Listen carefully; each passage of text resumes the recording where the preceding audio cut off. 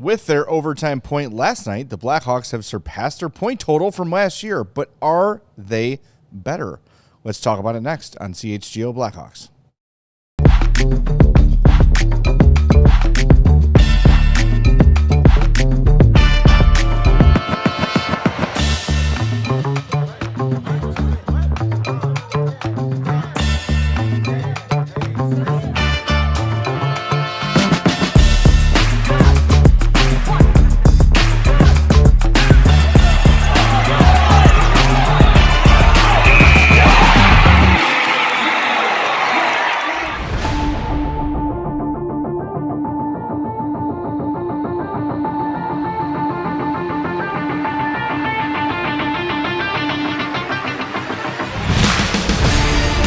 Happy Day. Welcome into the CHGO Blackhawks podcast. I'm Jay Zawoski with Mario Tirabassi. We are live in the Xfinity Loft. Thanks for being here with us. Chloe's here running the show. We're glad you're here watching the show. Do us a favor and hit that like button for us. And be sure to subscribe to our YouTube page as well. I think we hit that threshold last night. We got very, very close to 106,500 YouTube subscribers. If we didn't, do it. We're almost there. Hit that subscribe button. Do it. So you know when we are on the air talking Hawks with you. And that's what we're going to do today. We're going to do a mailbag show. We are going to talk Hawks today. Yes, we are, as we do every day of our lives. Yep. And even outside of work. Hey, what do you think of the Hawks? Well, I have roughly 12 hours of thoughts on the Hawks this week available for you on your favorite podcast app or on YouTube. I'm just going to start handing out cards. Just a QR code. Scan this QR code and hear my answer. I got a Twitter reply yesterday. When are the Hawks gonna be good again? Like literally just got off the air, buddy. Literally just got off the air. Yes, Chloe. You're the first to ask that question, sir. 106,506. All right, we did it. Sweet. We did do it. We did it. Do it anyway. Hit that subscribe button. The higher number, the higher the score. And the higher the score, the better the Blackhawks are. Yes, and actually we should, Holly says we have not spoken about the Global Series on the show yet because we've had games and off days, so we'll make sure we get to that at some point today as well. Oh, yeah. And maybe we'll see Holly out in Dusseldorf. She's booked her tickets. I know. Can you also book our tickets? The least surprising news that Holly was first in line for the Global Series in Germany. Yeah, we're working on it. We'll see what happens. But we're going to get to more serious and more relevant at the moment conversations. So let's start with our first mailbag question of the day. This one comes from Maticus. Good name. With the increase in points this season, where have you seen the coaching help and where have you seen player progression contribute? The easy answer for that second part with the player progression is Connor Bedard. Like it starts with him, and it's been evident all season. The work he put in this offseason, the player he was at the beginning of the year, like everything just is at a different level with him. It's evident in the points. It's evident in the way that he's playing. It's evident in seeing, guys that he's played with this year. Ryan Green, as a rookie, playing with Connor Bedard for primarily the entire season. The way that he's progressed in his first year, like being around Connor Bedard is he is spreading that effect around the rest of the team. Like the way that he has played is amplifying the rest of the group, and that's what that's what the best players in the league do, and it definitely starts with him. I think Frank Nazar has taken a step forward. I know it's been hot and cold a little bit, but that's what you're going to get with young players. I think Louis Crevier has made a huge 6'8" leap forward from a guy that going into this season we kind of were all just kind of back of the mind, seventh defenseman, whatever. And he stepped in. Jeff Blashill loved what he saw, and he's been for the most part this year a top pair defenseman with Alex Vlasic getting those minutes, getting those matchups, getting those opportunities, and he's blown away expectations that I've had of him as a 7th round pick and a guy that kind of felt like a throw in. Like, he's made huge strides. I mean, you could go up and down the roster and point out things with a lot of the young players that have taken those steps forward.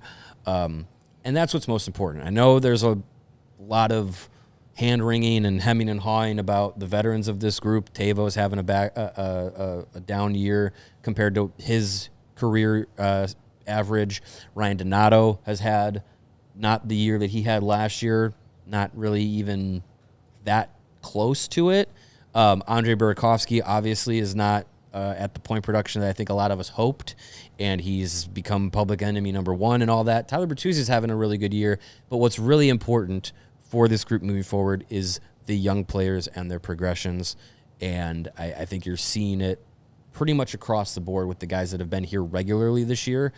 As far as young players, they've taken those steps forward. I really don't think any young player has gotten worse from day one to now. There's and no way. That's the biggest thing you can take away from the player perspective. And it's kind of remarkable. And you're right that Bedard is really the driving force of this thing. Is he went from really good player to superstar in one offseason. Yeah. Like that jump happened. So there's no doubt about that. But you look at last year's roster, it's very veteran heavy. Teravainen, Bertuzzi, Foligno, Mikheyev, Seth Jones, Taylor Hall, Pat Maroon, Craig Smith, Jason Dickinson, Alec Martinez, TJ Brody, all these guys playing 50-ish games each. Shut her down my spine. It was a way more veteran team that is.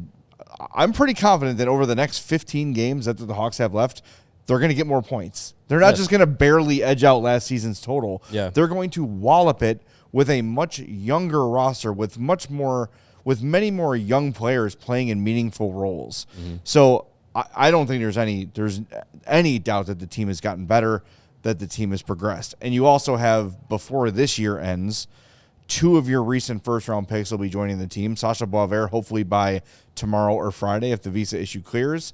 If Anton Frondell, if he stops scoring overtime winners in the SHL playoffs, that would be great from a Chicago perspective. But they'll both be here this year. You're adding Roman Kanserov next year. Yes, the progress is there, and there's more help on the way. You're probably getting what will be your second best player coming in a couple weeks, and Anton Frondell. Yeah. He won't be your second best player right away, but when we're looking ahead to but even competition time. Yeah. But he's top 5. I think you plug him, he's top 5 already. He immediately improves the roster upon his arrival at the end of this year. And that's not to be a slight to any of the guys that are probably going to be scratched for him to get into the lineup, whether it's Lafferty or Slaggert or whatever. He's more important. And I think a couple people have pointed out that, outside the league, outside the NHL, in the scouting community, and NHL scouts have kind of talked about him being the best player right now that's not playing in the NHL. Yeah. And you see what he's been able to do in Sweden this year as an 18, 19-year-old kid. And in the first playoff game for Djurgården, gets a 2-point night, including the OT winner.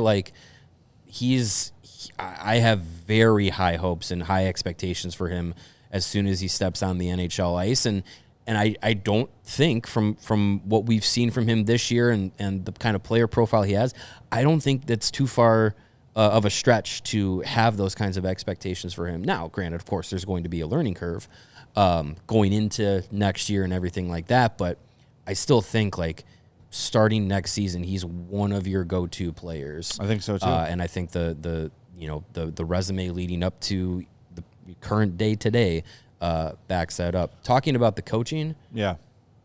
Well, real quick before we do that, because that's the second part of the first part of the question.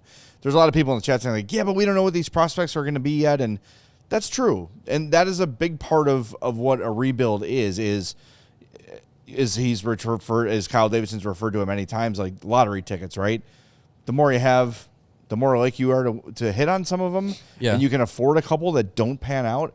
Right now, I think if you were to go through the Blackhawks prospect list as it is today and project NHL player, you probably have more than roster spots.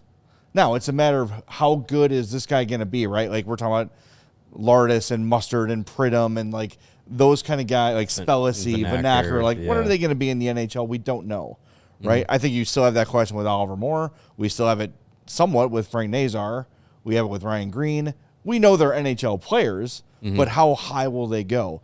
But all we can do at this point is look at the guys that they're projecting as top prospects and what they're doing in their given leagues. Right. And they're setting records. They're up there with the all-time greats. Kancherov, just as he is past Kirill Kaprizov, right? And you have Frondell is in the same conversation with the Sedins and Thomas Sandstrom in terms of SHL scoring. All you can do is go by the historical context of their accomplishments and say, this should work. Right. And as you pointed out, the prospects that have played this year, no one's regressed. Everyone's taken a step forward. Yeah. There have been ups and downs, but everyone has, for the most part, become a better player than they were last year. So if that continues with Frondell and Kancherov, and we don't have to keep rattling the names, that's what you want to see. If half of those guys pan out to be what you think they're going to be, you're in really good shape. And I'm going to write about this week. Yes, it's time to take some of this draft capital and some of these prospects and get an NHL proven piece back. And I hope that happens this summer. Okay, now to the We'll coaching. dive more into that later, Yes. too. It's aside from Anders Sorensen, it is an all new, and Jimmy Waite, it's an all new coaching staff. Blashill and Mike Vellucci came in, and Michael Pekka came in, and we've seen it like across the board. The difference in the style of coaching that I think this group is responding to. Jeff Blashill is different than Luke Richardson was. And I think having guys like Michael Pekka and Mike Vellucci be part of the group as well has made improvements. We're seeing like face-off improvements from Bedard and Nazar. Yep. We're like league's top penalty kill this year. Part of that is part of that is the coaching, and part of it is personnel. But I think Blashill talked about it stepping in this season about trying to implement some changes to the PK, things they did in Tampa that worked, and lo and behold, it worked with this group too. So I think you have a guy, and as much as we were kind of like shoulder shrug about Jeff Blashill coming in, I think the improvement is there. I think the response from the team is there. And I just think it's funny, like we posted his post-game press conference from last night. Wasn't long. For us, wasn't too granular with detail and everything like that. And I'm not versed on Ryan Warsofsky and the job he's doing with the San Jose Sharks as far as like how it comes off in the media and to the fans and how he communicates and all that stuff. A Sharks fan saw the Blashill video and was just like, this is incredible coach speak in a positive light of like, look at how he's talking about these young players and how they haven't been perfect, but there's still things to compliment and there's still things to criticize and work on. Yep. And it's eloquent. Like, I was just like, oh, damn. Like, for as many people that I feel like in the Blackhawks world are already sick of Jeff Blashill, around the league. There just has to be a villain all the time. Around the league, I think there is like credit to him. And he's had he is a name in the NHL. He has a big resume for, being with Detroit and assistant coaching with Tampa and finding some success there. And he's had success in the AHL and he's been on the international stage before. So like he's been around, and I think like he's pushing the right buttons with this group. Now, is he perfect? No, of course not. Nope. We all have questions about why Andre Burakovsky continuously is on the top line playing with Connor Bedard. We all have those questions. But when we question that, or when we question why is Nick Lourdes playing on the fourth line, he has a detailed answer. And when I listen to it, even though I may not think I like it, I understand it, I digest it, and I'm like, I see what you're saying. I see what you're going for. I might not be as patient or do the same thing, but I get it. And I think that that's a big thing for this group, and especially the young guys. Like, I think they are resonating with how he communicates and how he kind of lays down the expectations. From a fan perspective, are there sometimes not fair consequences or expectations? Sure. Yeah.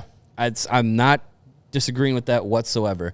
But I think as far as, and I'll tie it back again, the guys that matter for the future are getting it. And they're responding to it, and that's what's important. From day one that Blashill came in here, and as well as the rest of his coaching staff, it has been to take these guys, these young players, and get them to that next step in the NHL. And I think looking at it, just like with the players, ups and downs. With the coaching staff, there's been ups and downs, but the progression is clearly there, and it's clearly going on that trajectory you want to see it go on. Yep. All right, we're going to hit the break zone. More on this and a bunch more questions we've got lined up for you. By the way, if you want to send us a mailbag question, become a diehard, allchgo.com. Get access to our Discord, and you can send us questions in there. And we're always available on Twitter and elsewhere at CHGO_Blackhawks. Back in 2 minutes. Hit that like button for us. What if you could have reliable and intelligent Wi-Fi, and what if you could keep it at the same price for 5 years? That is the Xfinity 5-year price guarantee. Imagine having Wi-Fi that makes everything in your home work together, that finds and fixes problems before you even know they exist. It's super intelligent Wi-Fi with a sixth sense, and that lets you stream the game even when the whole family's online on their Nintendos and their Fortnites and whatnot. All your devices working together in perfect harmony for 5 whole years. And the best part, there's no annual contracts, no hidden fees, and Xfinity's best equipment included. Take it from us, a lot can change in 5 years. Championships are won, records are broken, dreams grow bigger or smaller. But your Wi-Fi, it should stay reliable, and the price should stay put. Lock in your price and unlock the possibilities with Xfinity.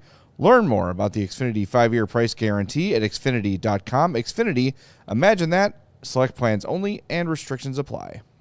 Today it is winter. Tomorrow it will be spring. This Yes. weekend it will be summer. And then it will be back to fall. All 4 seasons in about 4 or 5 days here in the Chicagoland area. Make sure that your home is ready for all 4 of them coming at you this week with our friends, aptly named 4 Seasons Heating, Air Conditioning, Plumbing, Sewer, and Electric. They are your trusted local experts in all of those areas, and they have been in the Chicagoland area for over 50 years. If you have heating, air conditioning, plumbing, sewer, electric, or generator issues, 4 Seasons are the ones to call. They can guarantee same-day installation for all of your needs with no extra charge for nights, weekends, or holidays, which is when things always seem to break.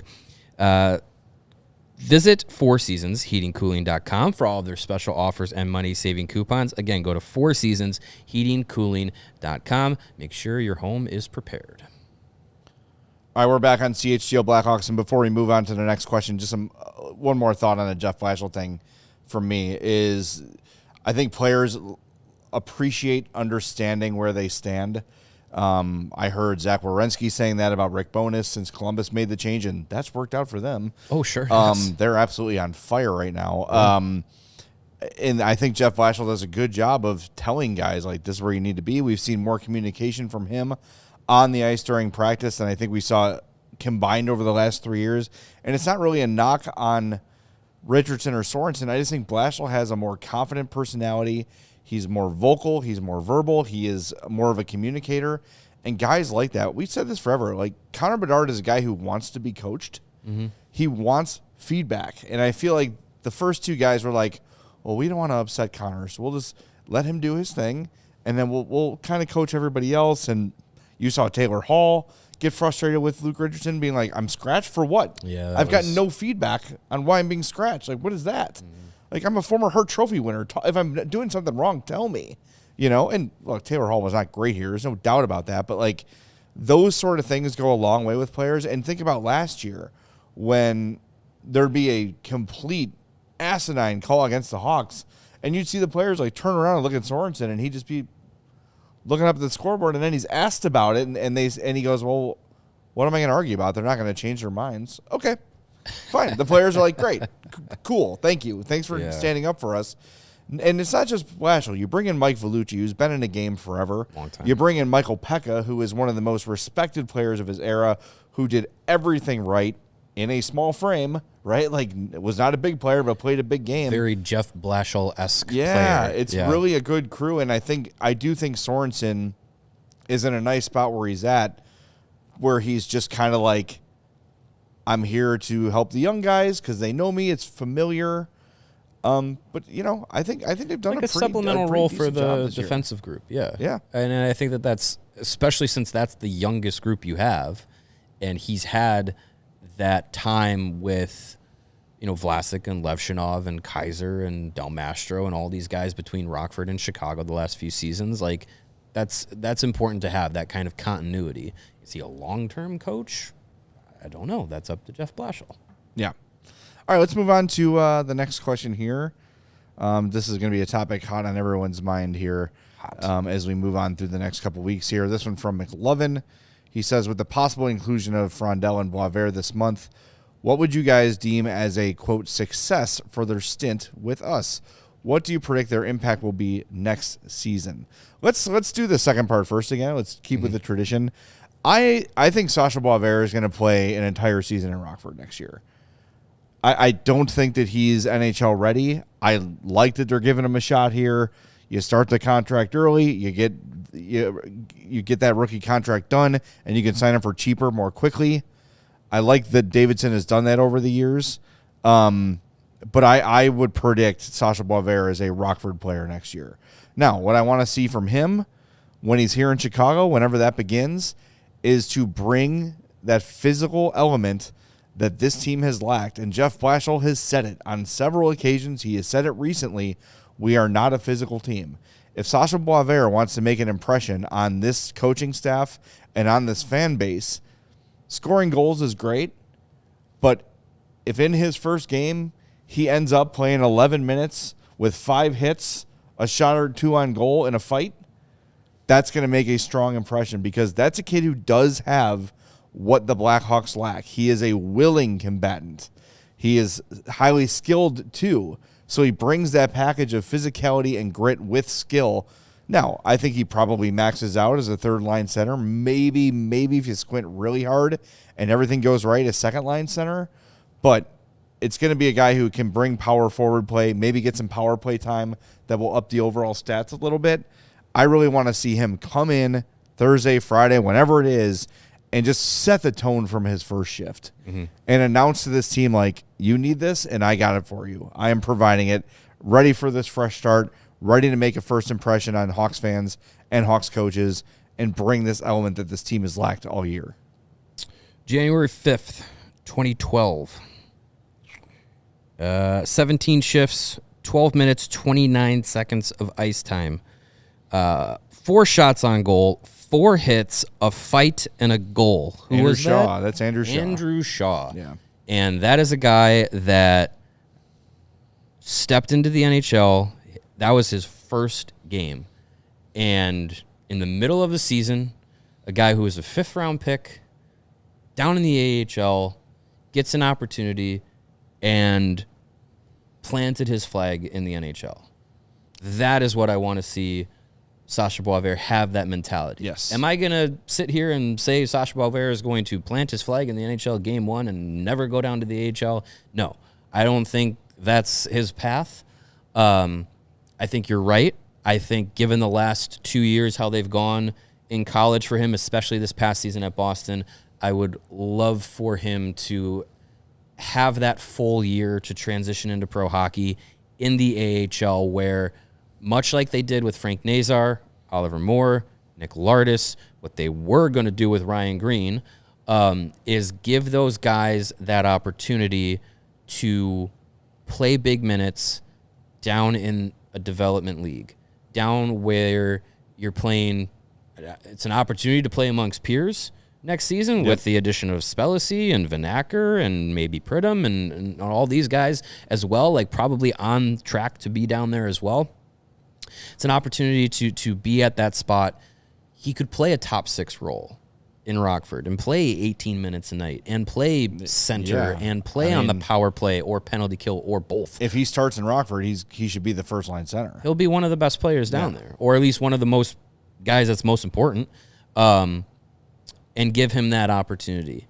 I think that makes sense for him moving forward. If he plays great these final however many games, dozen plus that he gets here, and goes into training camp and has that, like, whoa, this guy's got it, quote unquote, hey, all the power to him. That's great.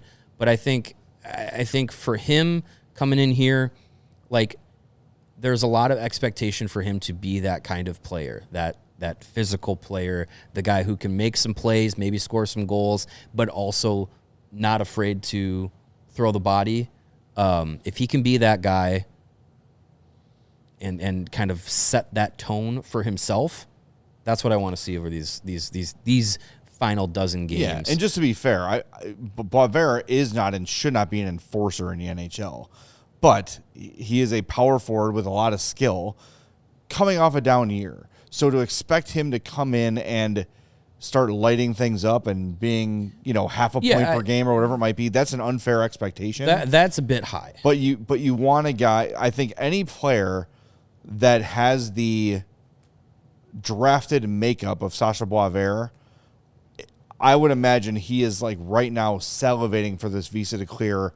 And like, I always think of the scene in Phantom Menace where Obi-Wan Kenobi and Darth Maul are fighting and they're stuck between the force field wall. Oh, great. And it's scene. like, open the freaking wall now so I can do this. Like, I hope that's how Sacha Boisvert is feeling right now. He's probably got, some pent-up frustrations for how this season went. Like a bull in a pen, Boston. open the gate and let me figuratively flip the middle finger out east to Boston for how things went and how things ended and that sort of thing, and show them why he was a top 5 college hockey player last year and why he was a first round pick 2 years ago. A player with something to prove, a bit of a chip on his shoulder. Yeah, I'd love to see that out of him. Boisvert, by the way, someone asked in the chat, Boisvert is 6'4", 175, but I don't think that's accurate anymore. I think he's bigger than that. That was his draft weight. He was I think he was listed on BU's website at 6'3", 185. I'd imagine that's pretty accurate. That's probably closer. If not, he's probably teetering a little bit closer to 190. Yeah, 6'3", 185 on the BU site. Yeah. Yep. So I mean, look, it's not a small player. No, like that's thin, but I mean it's got to fill out. That's about what was Taze at his peak? 6'2", 195, 200. Like, well, bigger than that when the when the thing came around. Sure, but I think that's and Taze wasn't a overbearing physical guy, but when he wanted to play a heavier style, he was that size. All right, and he could be effective. Now, I'm not saying Boisvert is Taze. Don't take that out of context. Clip it. But Boisvert is Taves. I heard it. Size comparison, that's somebody that he could be, as big as kind of thing. At Frondell? Yeah, Frondell. I think Frondell should come and provide an immediate impact. To what level? I'm not going to say point per game, but I think half a point per game for Frondell out of the gate here down the stretch. Now, who knows how out of gas he is or how big of an adjustment it is for him, but they're going to throw him into the fire. He's going to get power play time. I would imagine he bumps Andrei Burakovsky out of the top line. Finally, if not, Ryan Green. He would if I'm the bumped coach. Out. Yeah. Really, it's just been because there haven't been any other options. I think Frondell is going to be an immediate impact guy, and I would be surprised if he spends time in Rockford next year. I said that about Sam Renzel, but I'd be surprised if he spends time in Rockford short of a injury recovery sort of a situation. Yeah. Or conditioning or whatever. Said it before. I have big expectations for him. There is going to be a learning curve. I think he's played 2 years now pro as a teenager. I think next year, we'll see what he does when he gets here. How many games he gets, what kind of situations he's put in. I would give him that run. They did it with Renzel last year when he showed up and played 24 minutes a night basically for 9 games. I would get Frondell here. I'd give him 18 minutes. I'd give him, like you said, that power play time. I'd give him time with Bedard. Next season, I'm expecting him day one in the lineup, impact player. That's why he's picked 3rd overall. That's what we've seen him be playing amongst men professionally in Sweden this year. I think he has that skill set. I think he has the physical stature to do it. Obviously, the NHL is a different game, but that's my expectation. Is he is a day one NHL guy. Start next season. not only from an on-ice perspective, but from a off-ice perspective for the organization. Frondell is a guy that you can push, that you can build with, that you can sell. He is a key piece. He is, and it's, I think his learning curve will be smaller than what we've seen with Artem Levshinov. I think it'll be closer to what we saw with Bedard, where he might not be who he's going to be at his peak right away, of course. Right. But give his first year, I would expect him to be one of the top rookies in the league. I think he has that ability. He has that skill.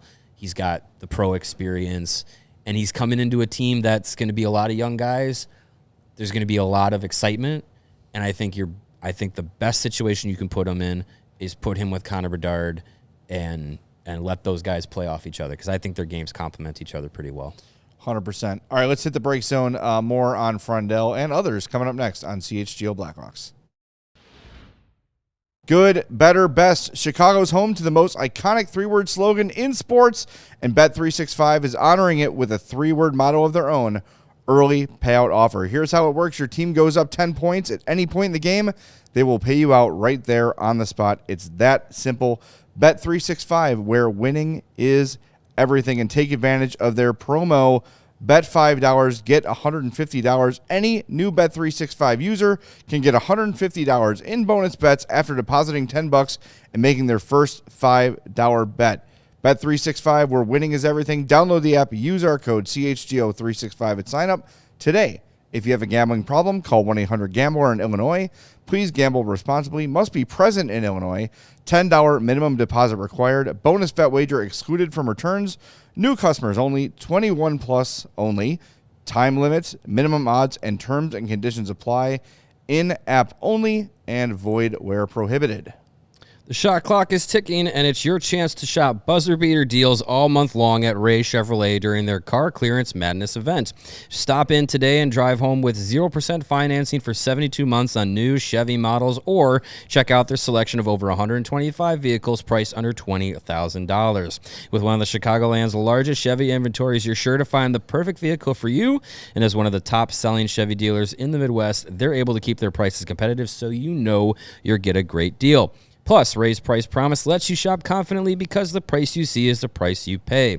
Go see for yourself. Visit our partner at their convenient location right on Route 12 in Fox Lake, and don't miss out on your shot to shop their Car Clearance Madness event going on all month long with 0% financing for 72 months on new Chevy models. Shop Ray Chevrolet in Fox Lake or at raychevrolet.com. They've been serving the community since 1963. Together, let's drive. All right, we are back on CHGO Blackhawks. During the break, I was just curious, looking at some historical stats. So the Sedins did play 1 year with Modo in the SEL after being drafted, and then came into the NHL. Henrik's first year had 29 points in 82 games, so it was not like an immediate success story for them. Daniel, his first year, 34 points in 75 games. So the overwhelming offense wasn't really there for them. Yeah. I'm looking up, and it took them like 3 or 4 years to really hit their stride. Marcus Naslund? We can look up him too. I'm looking at Thomas Sandstrom, who's also in the record books with Frondell. Drafted in 1982, made his NHL debut in 84-85. This is a totally different league at this point, for the record. 80s, yeah. But 59 points in 74 games in his rookie year at age 20. So, I mean, a little more success, decent. but again, you're playing against guys who are plumbers in the offseason at that point. So Sure, yeah. Marcus Naslund was drafted in 91. He played 2 seasons with Modo after his draft. He had 22 goals. Wow, 22 goals and 17 assists for 39 points in 39 games. The year after his draft. The next year after his draft, so his draft plus 2. He had 22 goals and 17 assists and 39 points in 39 games. Consistent. He then came to the NHL the next season, 93-94, 71 games with Pittsburgh. He had 11 points. The next season only played in 14 games, but that was the 94-95 season, shortened. His first full season in the NHL, 95-96 split between Pittsburgh and Vancouver. 55 points in 76 games. 95-96, he would have been 24 years old. Yeah. And again, different era. 22, 23. Starting in the late 90s, early 2000s, the league was way Much more different, clutchy and grabby. Yeah. Not a lot of... I think, when was the two-line pass eliminated?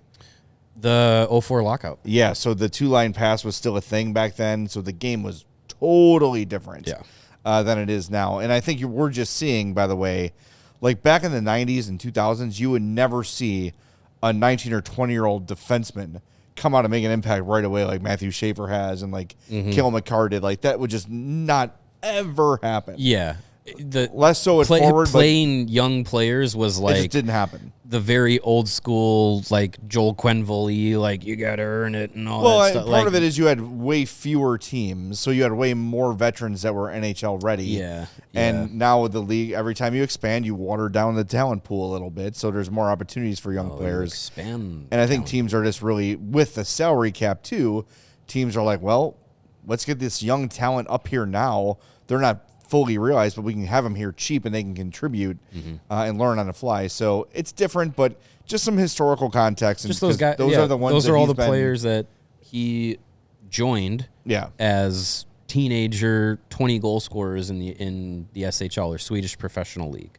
I'm not saying we're not saying that those are the comps to him, right? But like that's the kind of historical context, the air that he is also breathing.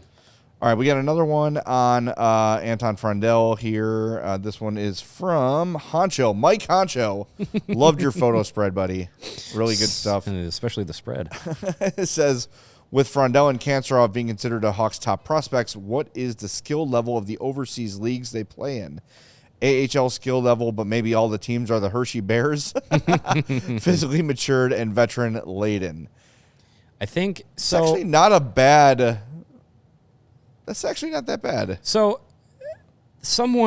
I wish I would be able to remember it, but my brain is not good with that kind of stuff sometimes.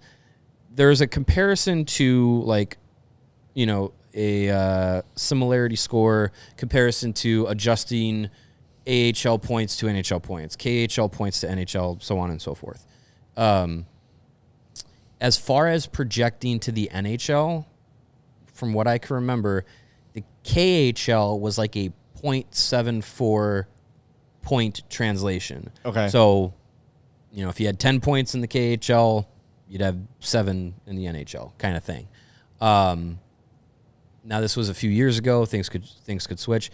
The AHL is always thought of or talked about as like, the second best league in the world. And I think the way the AHL has kind of transitioned, and this can be a bigger conversation, so I'll try and keep it short, but the AHL has really transitioned league-wide where there's fewer teams that hold on to veterans, and a lot of teams, including the Ice Hogs, have transitioned to being like, let's play the kids. It's more fast-tracked to playing younger players, and I think that has changed the talent pool. You'll see a lot of really good hockey players that play 2 or 3 years in the AHL, but they're kind of like those tweeners that eventually go to Europe because they're like, I'm running out of time to make more money and have an opportunity to play at a higher level. It's not going to work out in the NHL, but I'm still 26, 27 years old, and I want to play high-level hockey, but I'm stuck in the AHL. There's also contract limits for those types of players with the AHL too, so players moving overseas have kind of amplified those European leagues. I would say the AHL is still... not the NHL, but still one of the better leagues to be in professionally. But I'd say the KHL, I think the SHL too, would be, if I'm saying besides 1, 2, the 3. NHL, it's 1, 2, 3. I'd say AHL, KHL, 1A, 1B, and the SHL is behind it. So of European leagues you want players to be in, those two, I think, are coming from 2 of the best that you could ask for. So Dauber Hockey, which has been around forever, has and it doesn't tell me what the formula is, but it has a formula translator. It might be who I'm thinking of, yeah. So Roman Kanserov this year in the KHL has 64 points in 63 games, 36 goals, 28 assists. According to Dauber Sports, that translates to 67 points over 82 games. That's the KHL to NHL transition. So 64 points in 63 games translates to 67 over 82 in the NHL. I'll take that. Frondell has played 43 games. Let's do the Frondell one. And he has 28 points in the SHL. That translates to 32 points in 82 NHL games. That feels a bit low for me. That does. I think that Anton Frondell will have more points than that, but it's also important to remember that because he was in a veteran league, he was not getting top power play time. He was sometimes on the third line, sometimes on the fourth line. There were times where he was getting like 5 minutes. Yes. And it's just, but he still was one of the top producers for his team. And those European leagues will, much like the NHL of old, they'll play the veterans over the young guys because it's not their job necessarily to develop those young players who are going to go to the NHL, especially the KHL. But I think Djurgården, 3 of their best players are all, it's Frondell, Bjork, and William Eklund. Like they're 3 best players, and they're all teenagers. So, like, play those guys more, and you're going to have some more success. But, I think those guys, Kanserov, if all goes to plan, is playing in the NHL next year. I would be shocked with a capital S if he played in Rockford at all. Like he should be in the NHL 23, day one. Yeah. He is an NHLer next year. No question about it. So and Frondell, I feel very confident that he's a guy that I would say that about too. Like he should be in the NHL and let him figure it out. If he does go to Rockford, not the end of the world. We've seen a lot of prospects go to Rockford and come back up and be completely fine and better players for it. But I think Frondell is a guy that I truly believe he can play games 1 to 82 in the NHL. It's going to be a lot more games. Yeah. Wouldn't be surprised if they do hey, he's had a couple games here where he's struggling. Maybe we sit him, do a reset, give him a breather. Give the Leo Carlson. Give him that. Yeah. Maybe it's a a minutes management thing, but I think he should be in the NHL full-time next year. Ran these numbers for funsies with Sacha Boisvert going back to his year at North Dakota in the NCHC. 37 games played, 32 points, translates to 31 points over 82 NHL games. And this year with Hockey East with BU, let me do that one real quick. I mean, it was a pretty down year, but still. He had 17 points in 26 games, and that translates to 21 points in the NHL. So I think somewhere between 20 and 30 next year. If he were to play all 82 games in the NHL next year and have 25 to 30 points, if he were to play the entire year in the NHL next year, that's a win in and of itself. And then his production on top of that is here are your players gravy. In the 30-point conversation for the Hawks this year.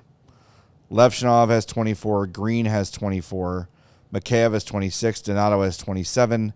Burakovsky 31. Tavo 32. Nazar 34. Mm-hmm. And there's 15 games to go. And Nazar missed a chunk of time. Yes. So there's your.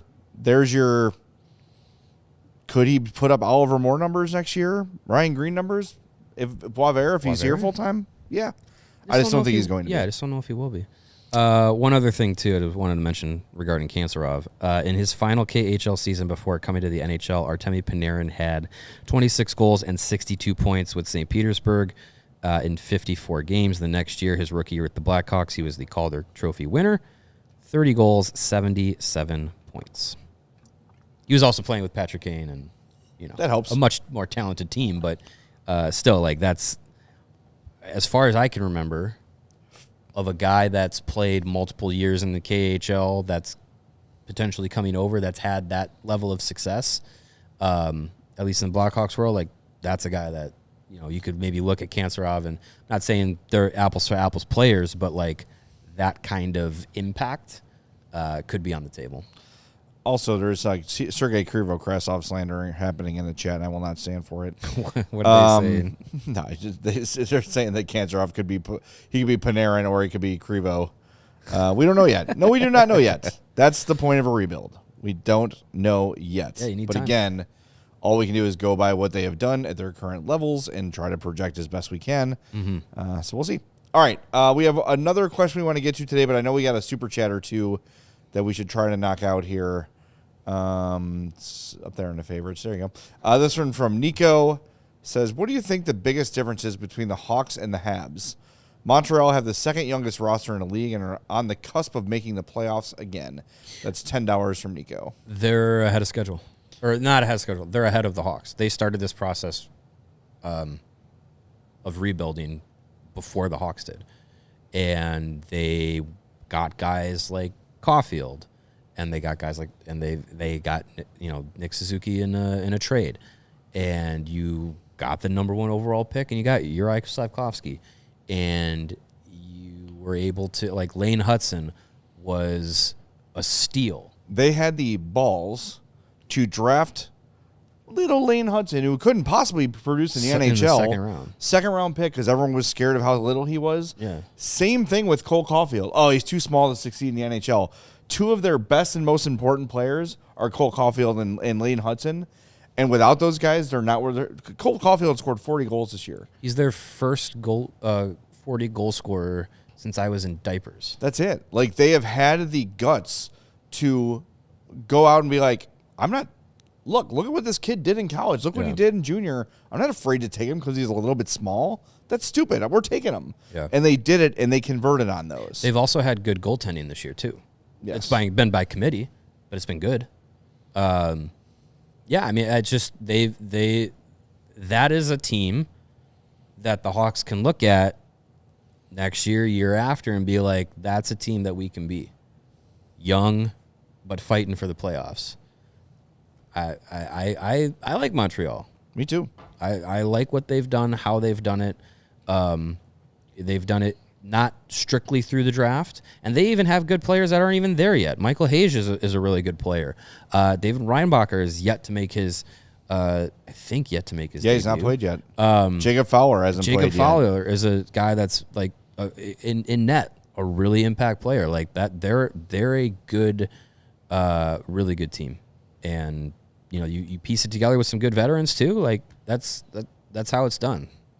But it's, it's not a perfect science. Like Logan Mailloux, who is a first-round pick, has only played 60 NHL games, right? Like, and that was back in 2021. He's with the Blues now. Yeah, like there's Cole Caulfield went 15th overall. If he was 2 inches taller, he would have been a top 5 pick. Yeah. No doubt. When was Suzuki drafted? What year was Suzuki was a Golden Knights draft. Oh, that's and right. He was in the... Yep. Pacioretty trade, I believe. Yes. Yeah. So that's it. Making good trades when the time is right. Get a young impact player, and stuff can happen. That's right. All right. Let's get to our and yes. They have Kirby Dach. Well, he's hurt again. Well, they had Kirby. Guess Dach. what? You guys will never believe this. I said it in a post-game show last night, but in case you missed it, both of the Dachs are hurt. I saw Colton, the guy, put on IR too. Yep. Yeah. If there was like a place where, like, if IR was a place, they would just call it like the Doc Center. The doctors. The Doc Center for kids who can't it's read the doctor's but want to learn office. to do other good things too. It's the doc's office. All right. Final question of the show. This from Warren Bedard's says, here's a trade. Sorry. There's movement in shirtless dark guy's apartment, and that's throwing me off. Oh. Someone's in there. That's interesting. Yeah. We lost shirtless dark guy. Sky Point. Wait, when was that? This fall? That was over the winter. Yeah. Yeah. Ugh.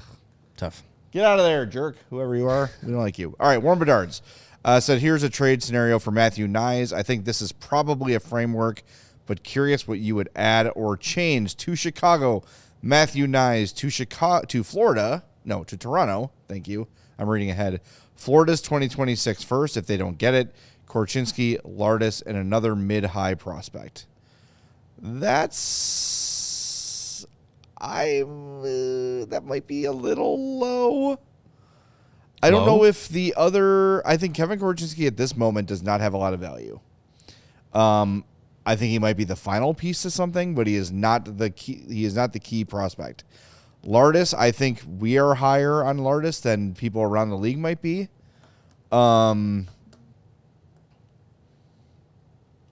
I would think If you add a first, that gets done. Yeah.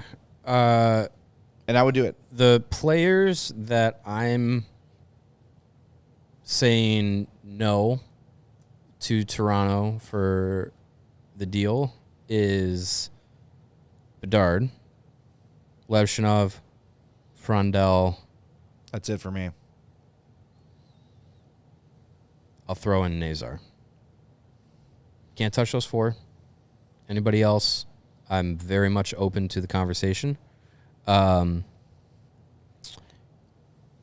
This from Nick Kyprios recently says, in addition to the Canadiens, look for the Blackhawks and Utah Mammoth to be possible trade partners with their abundance of young talent, and it would cost an abundance to get Knies.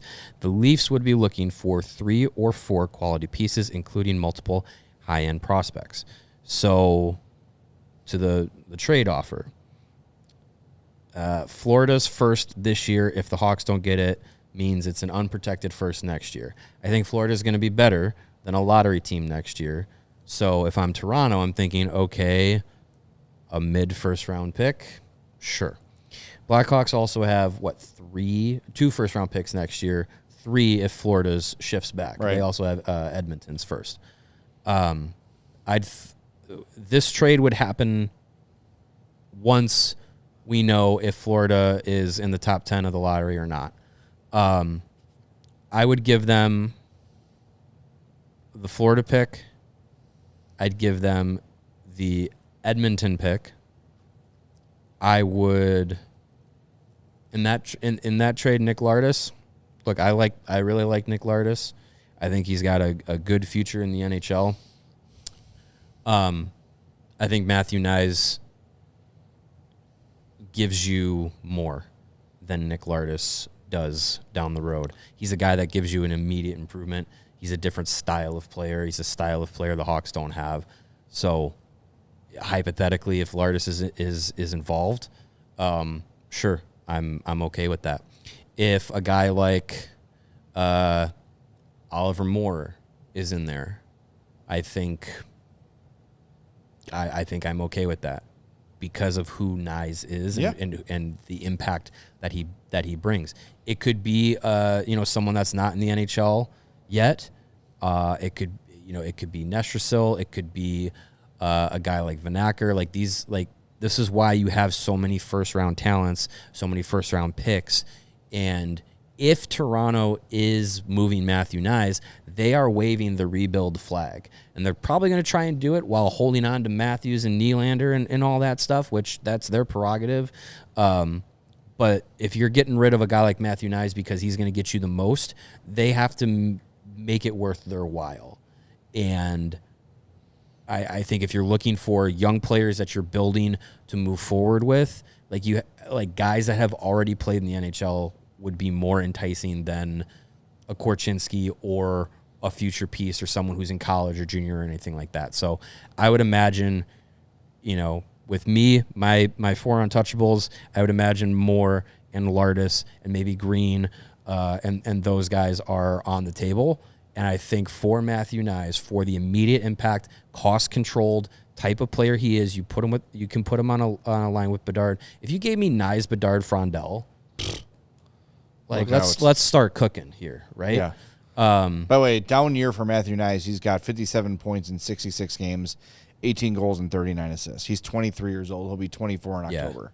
Hawks have wanted him before. This is it. This is the kind of guy you go get. And I know a lot of people saying Jason Robertson. The Stars can just sign him. Yeah.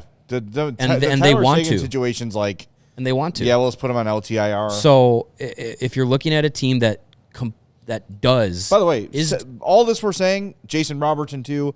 I'll throw Robert Thomas into that conversation too. Yeah.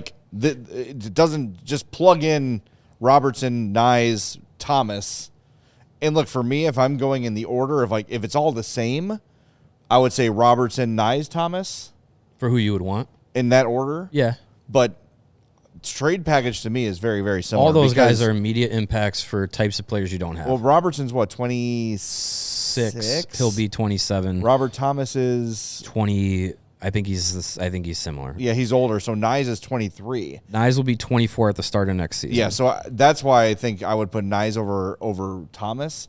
I do think Robertson is like a franchise level player. Robert Thomas turns 27 this summer. Yeah, so you're getting way more years from Knies. Also, really important to this conversation is Matthew Knies is signed through 2029-30 at 7.75. That is a bargain. Right. Even if his numbers never increase from where they're at right now, that is an absolute bargain. I'm doing that in a heartbeat. The other thing too is, I know we're throwing around 2 first-round picks and prospects. You can only have so many players. You can only have, and like, I was listening to Powers and Laz driving in, and Laz said, if the Hawks get the 4th pick this year, trade it. And I'm kind of with him on that. Like, okay, so you're going to get another guy at 4. If it's not Stenberg and it's not McKenna, yeah, a guy like Keaton Verhoff, but he's a couple of years away, right? I'd trade 4 to get better now. Like, you can only have you only have so much time. You definitely could.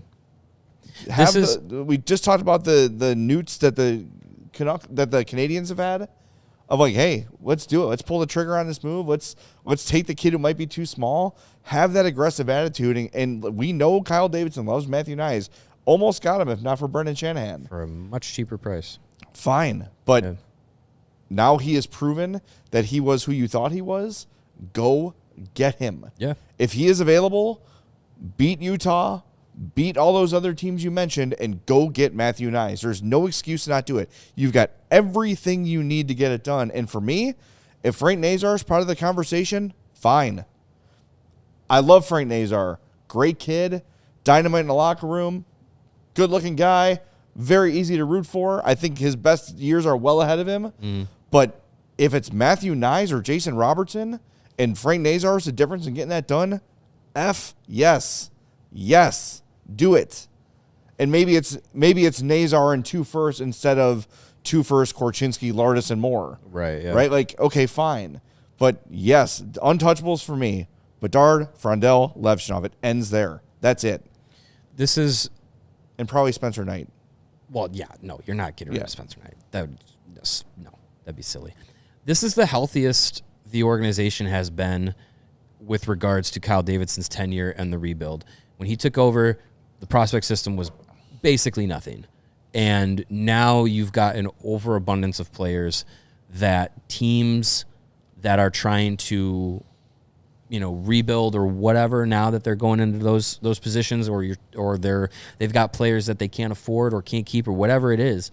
Now is when Kyle Davidson can make those moves, and it doesn't hemorrhage the future. Nope. You have so many picks and you have so many prospects that you can use a surplus of them to get that top player. You can move 4 high quality picks, prospects, assets, however you want to describe them. You can move 4 of them and not ruin any progress that you've made in the rebuild, because you're doing it to add a player that is going to make your NHL team better immediately.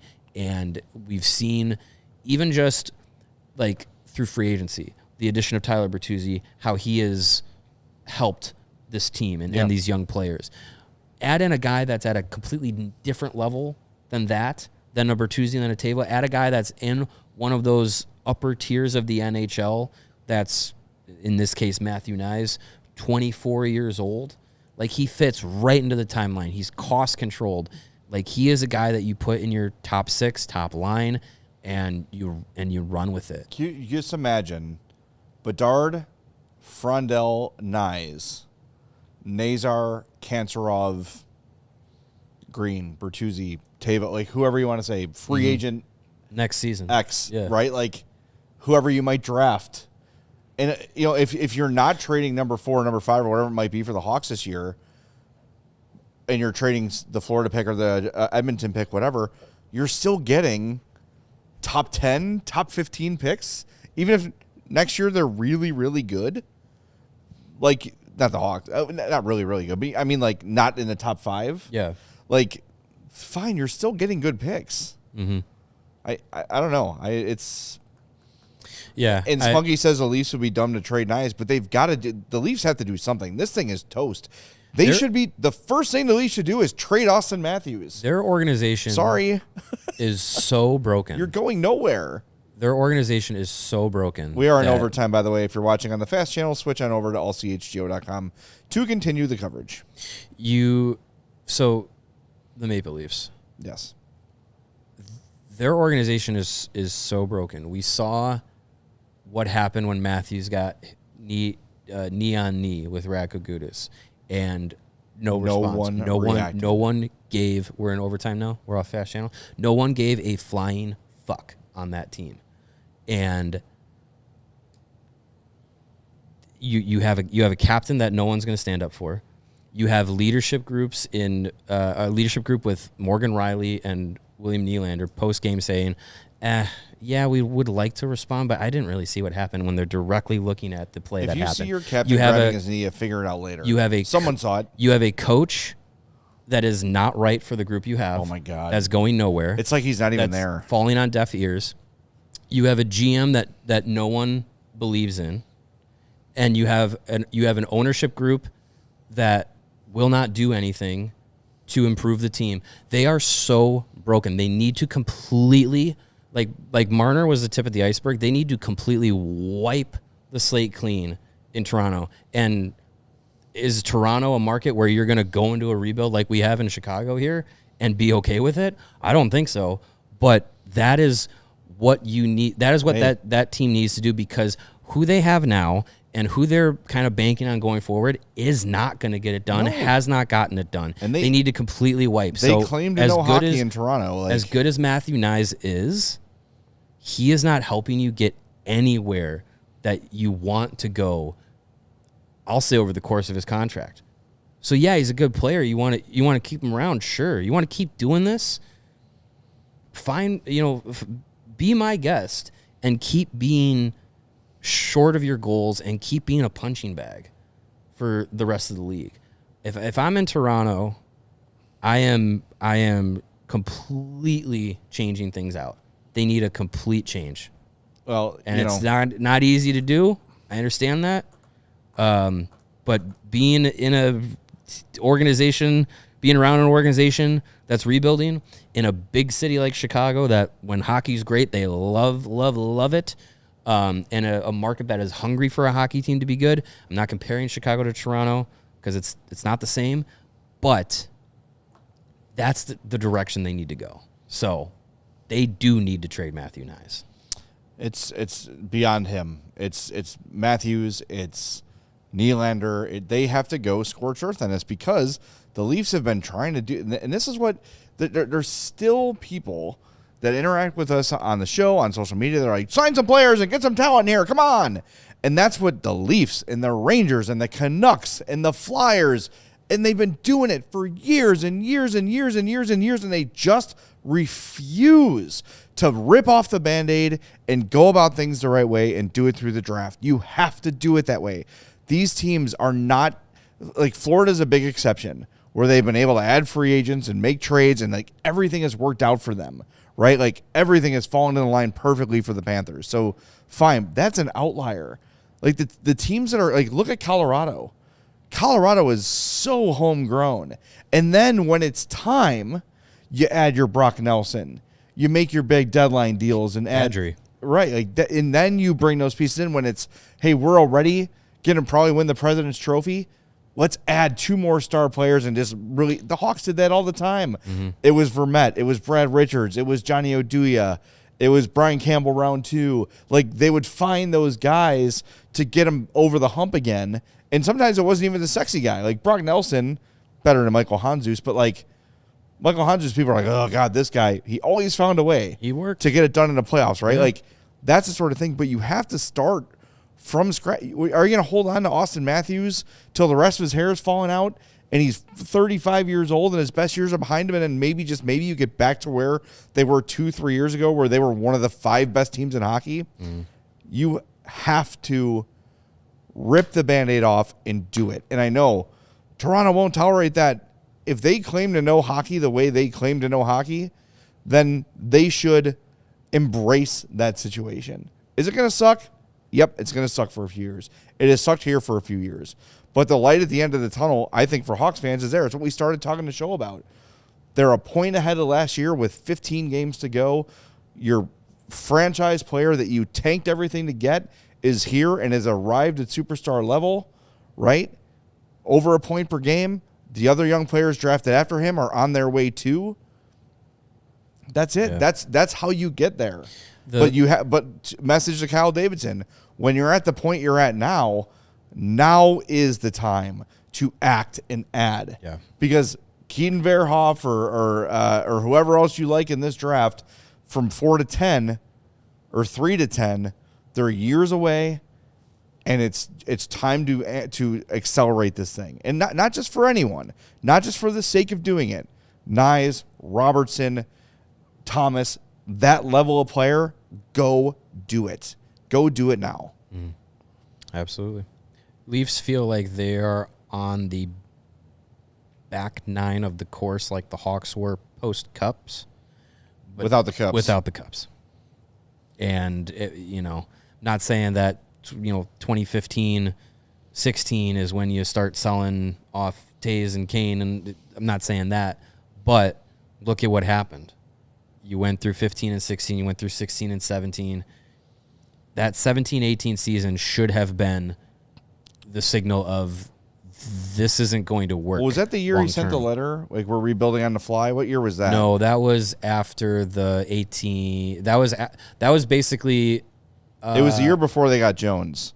So it was 1920. It was because they got 20 Jones 21. Summer so 21. it was 2021. Which was the shortened season with the weird divisions. Going into that And it year. was like, we're going with youth, and the youth is Philip Kurashev. Cool. Right. I was all for it. I was like, hey, let's go young. That's fine. New direction. And then it was just like, whoa. Then the next year it's Marc-Andre Fleury and Seth Jones and Brian McCabe. He was here Jake too. McCabe. Jake McCabe. Yeah. And then they got, guess what? Maybe a little bit slightly better.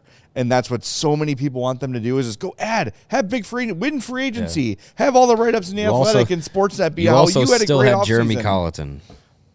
Yes. And you accomplished nothing but setting your franchise back 5 more years. You've got to make the hard decisions, man. You have to. Now we're here. But now for the Hawks, it's time. That you have, because of the things we mentioned, the guys who are arriving this month, the guy who's arriving next year, maybe multiple guys, who knows, and the growth of the guys that are already here. Basically, your entire Rockford defense is in Chicago now, save for Kevin Korchinski. Mm-hmm. Now is the time to take that next step and to build on this thing you have. As long as it fits the timeline, and it's not Bedard, Levchinov, or Frondell, or Spencer Knight, have at it. It is time. It is time to make that step. I would do that. And it's time for us to go home. It is. We will be back tomorrow. We've got Blackhawks at Wild again. Pre and post. 6 p.m. pregame show tomorrow. Looking forward to it. We'll talk to you then. Oh, and Tyler has a chat for us real quick. Says, I'm going to the Friday game. How do I bump into you guys? I watch most episodes and post games. Walk up to the front row of the press box. We're right there. You can't miss us. Top of section 319? I don't know. I'm bad at that. I think it's 319. Let me look for the press box. Let me look up real quick here. Yes. United Center seating. And Holly said, we got to talk about the Global Series. Oh, yeah, let's do that. It's super exciting. We definitely want to go. Mm-hmm. That would be up for corporate sponsor to probably stump for us to go to that, pay for it. But our sales staff is working on it. Top of section 319. 319, thank you. And I hope we can make it happen. I would love to go to Dusseldorf. I'd love to go anywhere. Yeah. But yeah, that would be amazing. And I am just having visions of Dusseldorf, Germany, the week before Christmas. Oh, man. And how amazing that will be. Yeah. Oh. Yeah. That'd be a lot of fun. And you're playing the Senators, so it's, who knows where those teams will be at that time. But in theory, should be probably competitive games. Yeah. It's not like you're playing Colorado or something like that. Brady Tkachuk revenge game for the Hawks. That's just the chat wants Hawks to trade for Brady Tkachuk.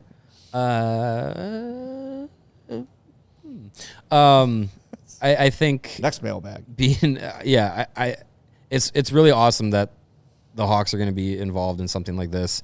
I know we always hem and haw and roll our eyes at outdoor games and everything, but a global series thing is different. It is expanding the reach of the NHL into Europe, which I know hockey is already a big thing in Europe, but the NHL, like Ben Pope wrote about it after speaking with, I think it was Bill Daly, talking about why there's been some random weekday noon games. It's so that they can be prime time games televised in Europe. And Holly has mentioned about, staying up till 4 a.m. to watch a Hawks game and stuff.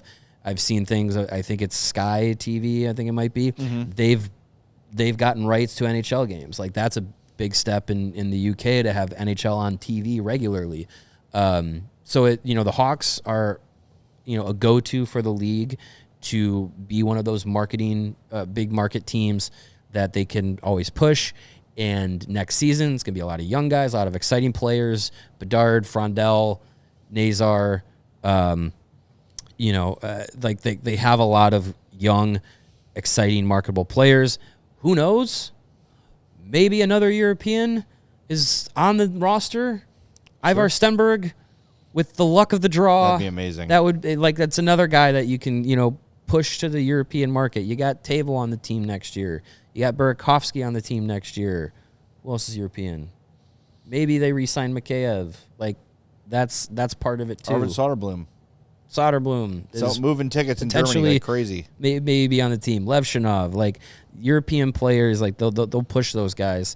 So it's exciting. I hope we're able to go.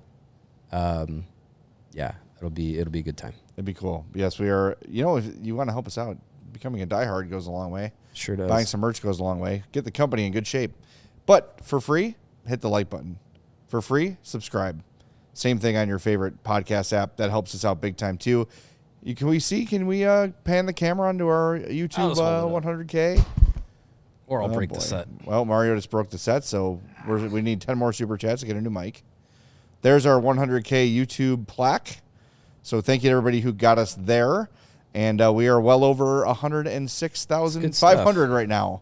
Good stuff. So let's keep it going. Keep those subscriptions going. Keep those likes going. And, diehard memberships always available at allchgo.com. And there's always sales on memberships. All the time. Don't tell anyone I told you. You can just wait a couple weeks. It stays in this room. Yes, but there's always sales. Yes, there are. All right, we will talk to everybody tomorrow, 6 o'clock pregame, Hawks and Wild on CHGO Blackhawks. We all silly like the mayor.